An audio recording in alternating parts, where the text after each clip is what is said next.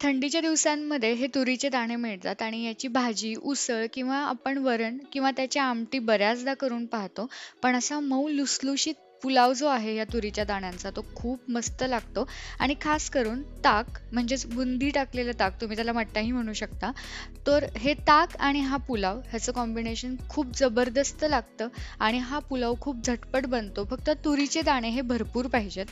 त्यासाठी आपण नेहमी जो पुलावसाठी तांदूळ वापरतात तो किंवा कोलम तांदूळ वापरू शकता आणि जेवढे तांदूळ आहेत तेवढेच जर दाणे असतील तर पुलावची टेस्ट मस्त येते. नेहमीप्रमाणे उपलब्ध असलेले खडे मसाले आणि कांदा टोमॅटोची फोडणी घालायची. जे काही पावडर मसाले असतील ते टाकायचे आणि आठवणीने सांबर मसाला याच्यामध्ये टाकायचा.